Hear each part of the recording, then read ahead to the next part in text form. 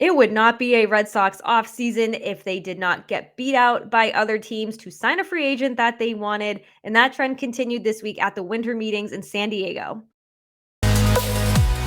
You are Locked On Red Sox, your daily Boston Red Sox podcast. Part of the Locked On Podcast Network, your team every day.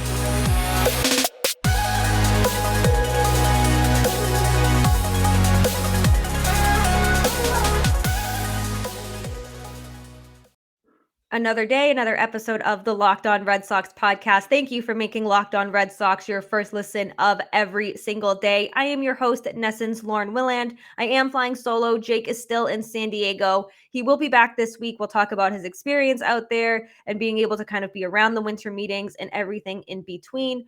But the winter meetings are in full swing. The Xander Bogaerts rumors are flying around like crazy. The Red Sox were beat out by the Yankees to sign Tommy Kahnle. And it's just a typical Red Sox offseason. We saw Trey Turner get an 11-year deal from the Philadelphia Phillies, kind of set the tone, presumably taking them out of the running for Bogaerts. You never know. There are teams out there who are like, hey, we'll sign 2 premier shortstops if we really want to. So I think that completely takes them out of the running, which is good. That's one less threat for the Red Sox. But Chaim Bloom and Alex Cora met with the media in San Diego on Monday, and Bloom essentially just kind of regurgitated everything he has been saying since the offseason started. And it's just more of, yeah, we're talking to Bogaerts. We've been engaged with him and we hope to bring him back, blah, blah, blah, blah, blah. The same old song and dance that Red Sox fans have heard since the second the 2022 season ended. Let's run through some of the takeaways from Monday's meeting with the media. Bloom said that we'd love to have Xander back. That's our hope. All right, off to a good start. You still want Xander Bogaerts back. Again, this is in your court though, and this easily could have been done in the offseason or at the beginning of the offseason, during the season, at the beginning of the 2022 season, had you just opened your checkbooks. But we all know that that's not how this always works. We've seen this time and time again with several other players. So the Red Sox, they remain engaged with Bogaerts. They've been engaged with him since the season ended. And Bloom said that they've made offers that Bogaerts has declined. So this is, again, seems like a very kind of John Lester-ish situation. You get that low ball offer and you're like, no. And we don't know what these offers have entailed. We don't know the term. We don't know the money. There are reports out there, and it just seems a bit disrespectful because later on, Bloom says that he's not the one who decides what a competitive offer is, when it's like, yeah, you do. Yeah, you do. But we'll get to that in a minute. So Bloom did make it clear that Bogaerts has made it clear that he wanted to fully explore the market. He's earned that right. This is the first time he's ever exercised that right, and he can and should do that fully. 100%. I've said that since day one. The second he opted out, even before he opted out, he absolutely has earned that right to explore the market. And if the Red Sox aren't going to give him what he wants, or even close to what he wants and what he thinks he deserves and what he can get out there in the open market, yeah, of course. Of course, you're going to look and see what else is out there. If you're not feeling respected by your employer, of course you're going there. And when it comes to matching offers, and I had a rant about this last week about Sam Kennedy saying that he didn't want to comment on whether they'd be able to match outside offers. And it's more about, it's not if you're going to be able to, it's if you want to. And I just don't think that the Red Sox will want to hear outside offers, because in their minds, they're going to be like, no, we're not going to match this. So Chaim Bloom said, I don't think you ever have that guarantee to match offers in free agency with anybody. That's not always how free agency works. Any player can run it the way they want to, but I don't think just because we're his most recent organization means it's owed to us. So I definitely do agree with Xander Bogaerts does not owe them anything. He 100% does not. Would it be nice if he lets them match the offer, or at least give them the opportunity to? Of course. But I don't think it's very optimistic when Bloom's out there and he's like, you don't have that guarantee to match, because you look at Zach Eflin and he called up the Rays and was like, hey, can you match this offer? And they were like, you got it, pal. Absolutely. Welcome to Tampa Bay. So, and again, that is on the player. That's 100% on the player, which is what Bloom alludes to, and saying that they can run free agency the way they want to. But you have to give Bogaerts a reason to want to call you up and be like, hey, match this offer. Hey, what can you do for me? Can we at least get relatively in the same ballpark, because I want to play for your team? No, he doesn't owe the Red Sox anything. 100%. No, he 100% doesn't. I hope he does. I hope the Red Sox do have the opportunity to match the offer. I'm not feeling good about it, but I hope he at least has that opportunity. And of course, we have talked about, should Bogaerts leave the Red Sox organization, that the Red Sox need a plan B. And Bloom admitted that they're a stronger team with Bogaerts in Boston. Okay, so re-sign him. Get it done. And he said, if he's not, we'll certainly explore every option that's available to us. It's nice to have two good options in-house, Trevor Story and Kike Hernandez. Hopefully that's not something we'll have to consider. Cool. You won't have to consider it if you open up your checkbook and sign Xander Bogaerts to a long-term deal. And moving Trevor Story over to short, obviously people have suspected that since he signed in Boston last year. But then you move Kike Hernandez to second, or maybe you put Kike at short.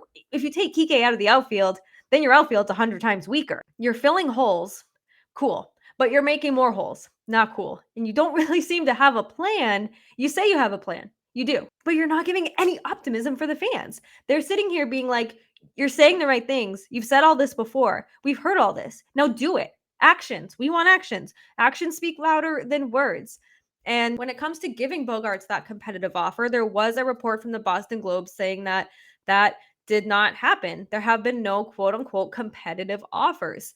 And Chaim Bloom had said that we don't get to decide what kind of offer is competitive or not.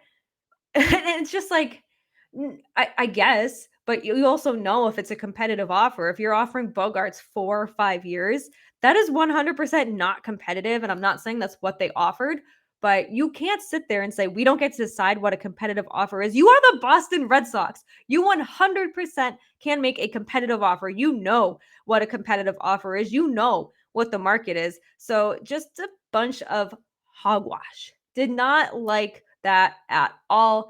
But the team still does believe they are in the mix to re-sign him. An alert just came through on my phone from Alex Spear. Scott Boras is speaking as I'm recording this, and he did confirm that the Red Sox still are in talks with Bogaerts. So that's good, because we had reports last week or the week before that he maybe severed ties with the Red Sox. So staying in contact is good, but it's setting this up to be the perfect in talks with Bogaerts to the very end, until some team came in with an offer that the Red Sox couldn't beat, even though they could. It's not that they couldn't beat it, it's that they don't want to.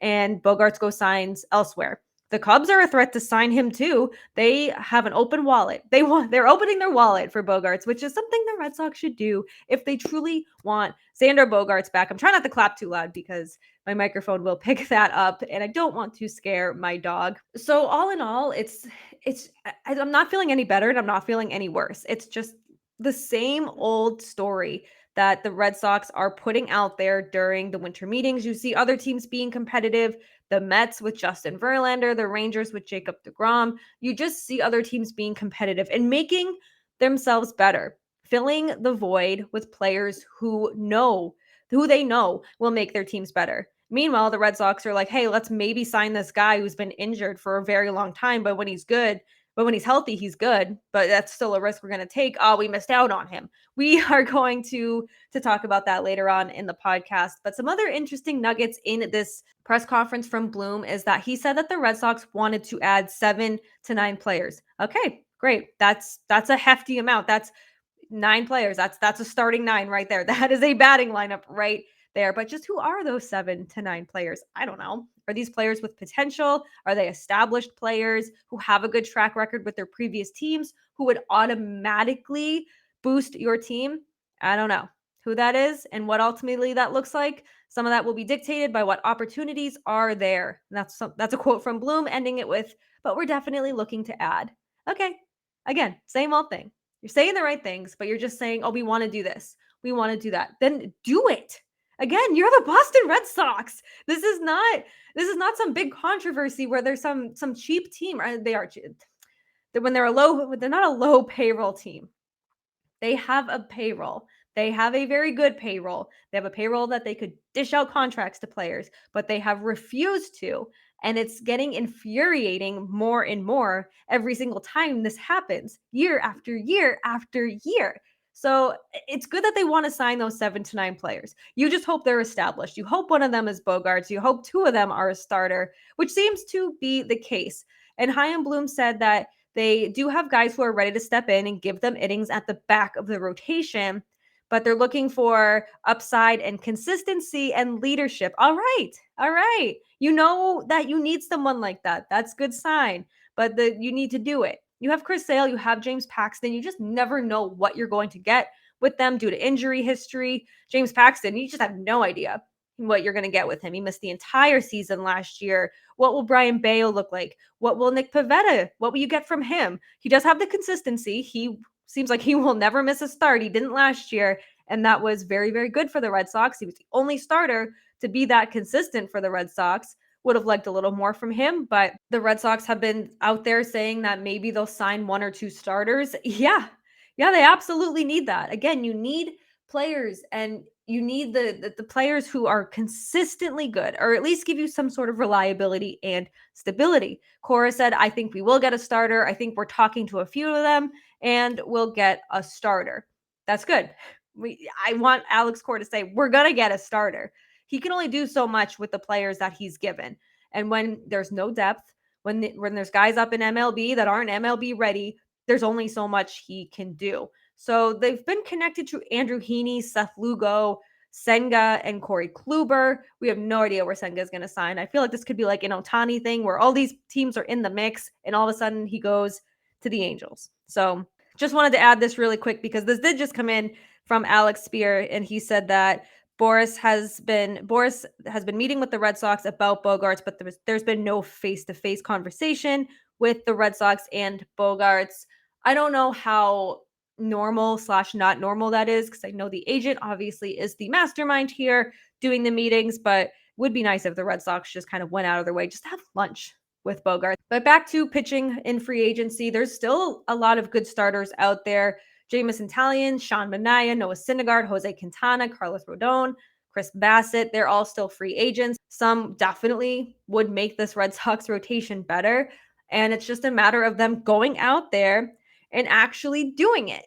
And it's mind-boggling that you're watching the Mets sign Justin Verlander to a 2-year deal, and the Red Sox are like, we're not even the least bit interested in him, which for the interest kings says a lot. But I'm ready for the Red Sox to make a move. And I'm ready for Xander Bogaerts to make his decision. Yes, he has to take his time, but I'm so ready because every single day we just get more of, yeah, they're still engaged. Yeah, the Red Sox want to add this person. The Red Sox want to add this person, but they got beat out by the Yankees. We're going to talk about Tommy Kahnle in our second segment of the Locked On Red Sox podcast as soon as I tell you about BetOnline, because betonline.net remains your number one source for betting, sports info, stats, news, and analysis. You can get the latest odds and trends for every professional sport and amateur league out there, from football to basketball. Did anyone watch the Monday Night Football game? Because Tom Brady did Tom Brady things, leading the Bucs to a last-second win over the Saints on Monday Night Football. The Celtics, back to their winning ways. They are just absolutely dominating the league. To soccer, the World Cup. There's esports on there, the NHL. The Bruins' home win streak came to an end at the hands of Bruce Cassidy. Of course, it was Bruce Cassidy and the Vegas Golden Knights on Monday night. Everything is over there right at betonline.net. And if you love sports podcasts, which you probably do if you're listening to Locked On Red Sox, you can find those at BetOnline as well. They're always the fastest and the easiest way to get your sports betting fix. Head to the website today or use your mobile device to learn more. That's BetOnline, where the game starts. Thanks as always for making Locked On Red Sox your first listen of every day. For your second listen, check out the Locked On Sports Today podcast. From the games that matter the most to the biggest stories in sports, you go beyond the scoreboard and behind the scenes with local experts and insights that only Locked On can provide. Locked On Sports Today, available on the Odyssey app, YouTube, wherever you get your podcasts. The Red Sox looked like they were getting ready to sign Tommy Kahnle. It's like, oh, hey, just like they were getting ready to sign Zach Eflin. But then the Yankees came in and they beat out the Red Sox. Classic Red Sox move. He missed the 2021 season after undergoing Tommy John surgery. Now he's going back to the Yankees, who drafted him in 2010. It's a 2-year deal worth $11.5 million. Seems pretty affordable, but the Red Sox just doing Red Sox things, I guess. He pitched from the Yankees from 2017 to 2020 after being traded from the White Sox. And during that span, it was a 4.01 ERA, 129 appearances with 157 strikeouts across 112 in a third innings pitched. And he had a 2.84 ERA with 14 strikeouts in 12 and 2/3 innings with the Dodgers last year. He didn't have a lot of appearances because he was injured. It wasn't a Tommy John surgery. It was a bone bruise. So he only was limited to 13 games. He had the bone bruise on his elbow. So obviously you need your elbow. It's pretty important part of pitching. He was dominant down the stretch, though, once he was healthy for the Dodgers. He finished the year. He only allowed 1 run over 8 and 2/3 innings. He struck out 9, only had 1 walk during that final stretch for the Dodgers. He also missed a lot of 2020 as well. So while I think it's a big loss for the Red Sox because I do think he would have upgraded this bullpen. And of course, they were among the teams in advanced talks. They were the interest kings. Of course, they were. And this is from the Boston Globe, according to a major league source, the Red Sox had a 2-year offer on the table before he landed with the Yankees. So again, you have a similar deal and you have someone saying, no, I'm going to go to the Yankees. Maybe he just likes that organization. Maybe it's just a familiarity, kind of going back nostalgic, going back to where you were drafted from. The Yankees, I mean, they won over 100 games last year, but their playoff woes continued. You don't know what's going to happen with Aaron Judge. So I don't know what the exact appeal was. I don't know if it was the money. I don't know if it was the team. Who knows? But the bottom line is the Red Sox, as they always do, missed out on someone that they were talking to. He would have boosted the bullpen 100%, and it would have been a risk. But when he's healthy, he does have filthy stuff, which we saw in 2022. So where does this leave the Red Sox? Well, it leaves them back to square one. Are we surprised? No. Are we going to just sit here and be angry about it? Probably. Because this is just every single year. You'd hear the same story every year. Oh, we're going to be better next year. We're going to be competitive. We're going to have a busy offseason. And I said the Red Sox will be busy this offseason. Sure, I believe that. But I don't know if it's going to be for a good reason or a bad reason. And I'm not feeling good about why they're going to be so busy this offseason. But hopefully we get some news, that there's a lot of news starting to come out. The agents are talking. You have the Red Sox representatives talking. And you have players signing. You have Trey Turner signing. You have Justin Verlander signing, Jacob deGrom. So you have the big names who are starting to come off the board. When will it be Xander Bogaerts' turn? We still do not know. We have one more segment here on the Locked On Red Sox podcast. Per usual, we're going to end it on the mental health minute. So, we're very big on, mental health and listening to your body, making sure that you're taking care of yourself, no matter how you choose to do that. And today I did just that. I worked Monday night. I covered the Bruins Vegas Golden Knights game. I didn't get home till 1 a.m., which isn't uncommon when I cover a Bruins game. So I was prepared for that. And I just woke up so exhausted on Tuesday. I was just like completely dead. Even though I slept pretty well, I was just exhausted. My body had it. So I took my time getting up. Our Christmas tree ended up falling over, which got us out of bed much quicker than we probably would have because we wanted to make sure that everything was good, that didn't fall on our dog's crate. No ornaments were broken, so there's no glass on the ground or anything. Thankfully, it fell backwards, so it did not fall on my dog's crate. She was very unhappy about it. The absolute judgment we were getting from her. But once we got that situated, I leisurely enjoyed my coffee.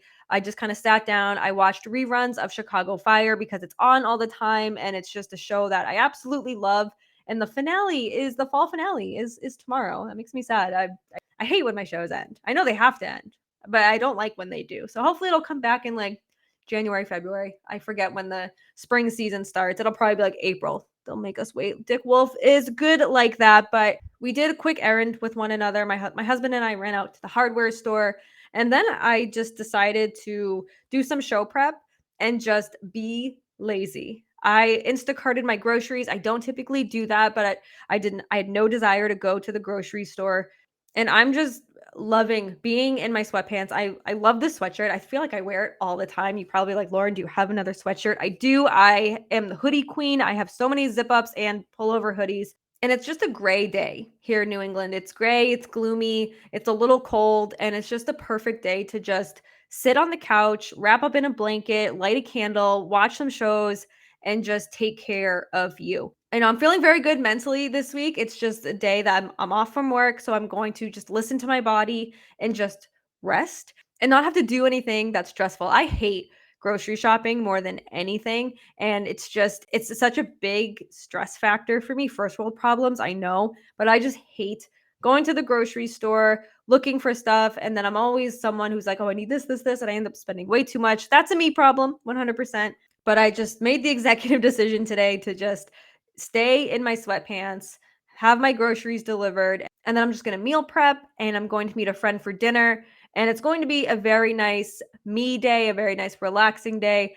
And hopefully my Christmas tree stays upright for the remainder of the time it's in our house. Thank you for making Locked On Red Sox your first listen of every single day. Please rate, review, and subscribe to Locked On Red Sox right here on YouTube, Apple, Spotify, wherever you get your podcast is where you can find us. You can also find us on Twitter at LO_Red Sox, Jake at Jake Iggy, and then me, Lauren, 3 Laws, Lauren with 4 R's. And be sure to check out all the other shows across the Locked On network. Locked On Phillies, Locked On Pirates. They're finally starting to make moves in the offseason, so I'm sure Ethan is very happy about that. Locked On Astros, Locked On Yankees. There is a lot to cover throughout the Locked On MLB network. And now that you've made Locked On Red Sox your first listen, make sure to check out Locked On Sports Today for your second listen. From the games that matter the most to the biggest storylines in sports, you go beyond the scoreboard, behind the scenes, with local experts and insights that only Locked On can provide. Locked On Sports Today, available right here on YouTube, Spotify, Odyssey, wherever you get your podcast is where you can find that, where you can find us too, of course. Be sure to check back later this week. We're going to bring you all the updates, the rumors, and all of the reaction from what Xander Bogaerts decides to do or not do. We never know. You never know when he's going to sign. He could sign at the drop of a hat. I'm also going to be doing an episode with Sully from Locked On MLB very, very soon. We're just trying to schedule that, and we're going to talk about the Red Sox season recap. We're going to talk about Xander Bogaerts. Hopefully he's signed by then, but who knows? But until then, have a great day. Thank you so much for tuning in. And as always, let's go Red Sox.